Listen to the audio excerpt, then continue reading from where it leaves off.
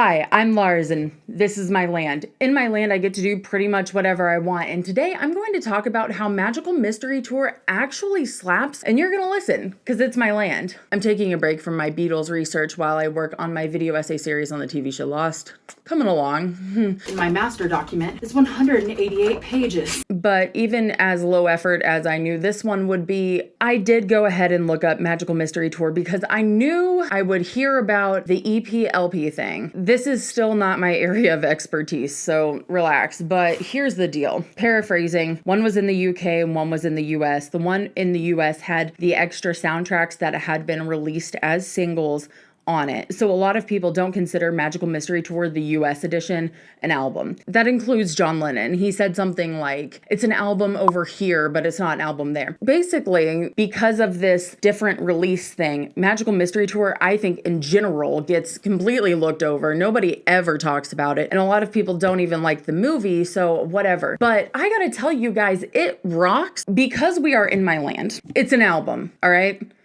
It's not negotiable. In my land. It's an album. Shut up. So let's get into it. I would absolutely love it if you would like and subscribe and all of that jazz. You are always welcome in my land. Magical Mystery Tour. The way I do this is I listen to albums, usually pick my favorite parts of the song. I don't know how much I have a favorite of Magical Mystery Tour. I really like the whole song. There's a lot of like jam band bits in this album with a higher production quality. It's a very unique experience in my opinion. In Magical Mystery Tour, the song actually really falls under that category to me. I do like that they kept the Foley sounds in it, so like the bus and things like that. I like that a lot. The instrumentation on this song is just incredible. I mean, it's so fun. It's so different. Something about this time in the rock and roll era and whatever you would call the Beatles at this point, this is very different. I mean, Sgt. Pepper was as well. They're really going away from the status quo. And then if you think where they're going with the White Album, it's just a really weird trajectory. But of course it's them, and that's why it worked. I have a lot of thoughts this morning. I really like this because it is a very Paul song, but it is definitely a Beatles song. I specifically wanted to talk about this. I really like this kind of experimental stuff at the end of these songs. I really do like kind of experimental music. I thought about making a video about the only non-Beatles music that I've listened to, but I'm not sure about it yet. So, but it does give me some of the same vibes. Fool on the Hill. Once I started in my Beatlemania, I found out that my best friend is actually like a huge Beatles fan, and she just never talked to me about it before. And she said that Fool on the Hill was a sad song that was her favorite song. When I started getting into the Beatles, I was like, the sad songs. I remember listening to Fool on the Hill, and I still don't think it's a sad song. I think that song goes hard. Hard.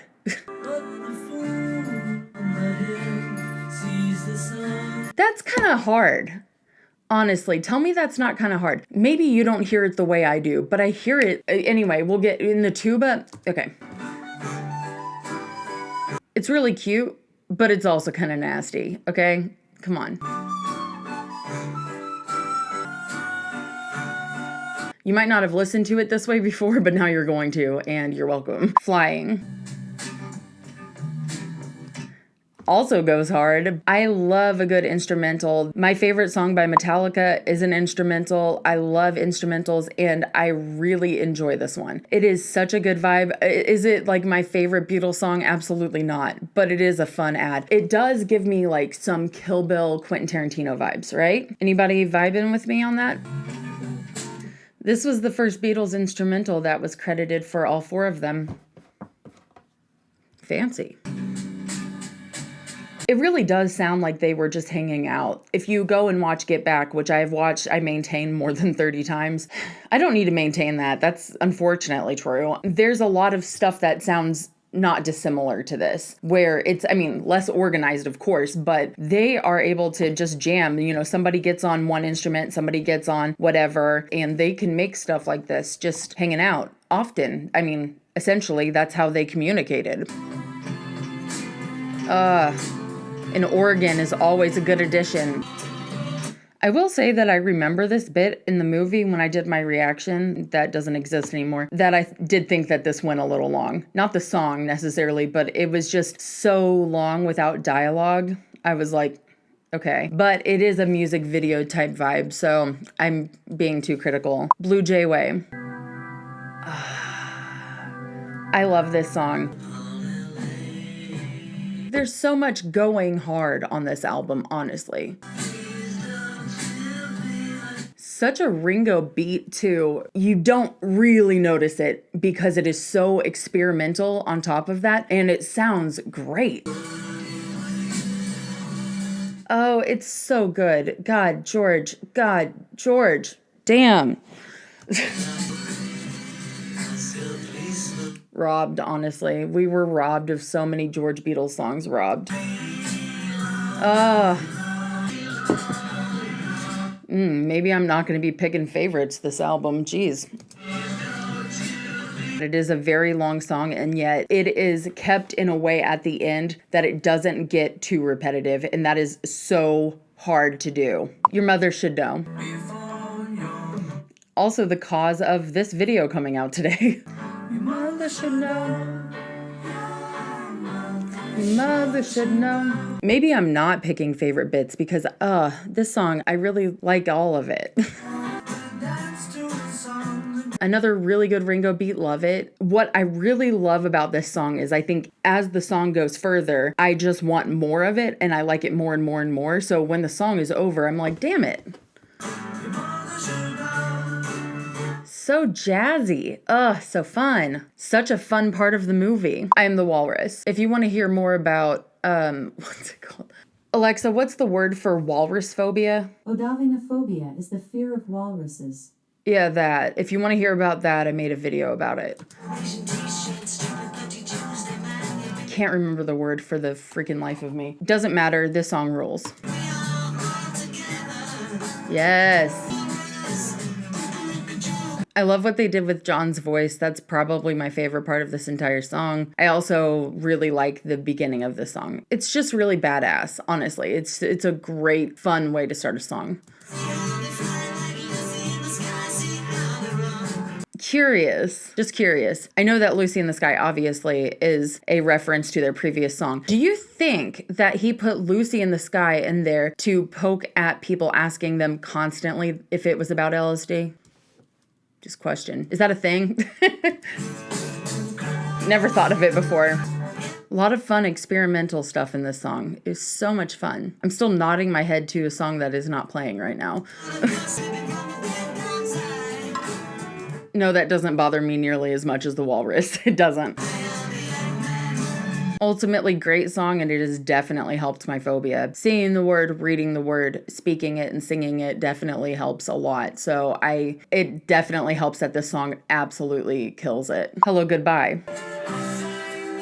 This song has a very special place in my heart because it was during the Hello Goodbye music video that I noticed that Paul was left-handed. That started the whole thing. That started like the rabbit hole that started this whole thing. So Hello Goodbye, very special to me, very special. And it doesn't hurt that it is so fun to listen to.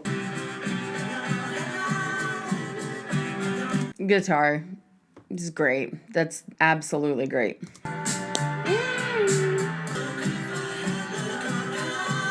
Love the harmonies. Shocking, I know. Of course, I'm going to love a drum solo, obviously. It sounds like Ringo. And I also really like this whole vibe. This song does a great job having a lot going on and not sounding like it. Like a lot going on. Strawberry Fields Forever. I love this song. This song is just incredible. I know that John told George Martin not too long before he died that he would redo every single song, that they were not good enough. And George was like, even Strawberry Fields? And John was like, especially Strawberry Fields. Isn't that crazy? There's nothing to change, right? That line, nothing to get hung about, is my favorite line in the song. It's hard to pick anything else. I love it. I don't know why.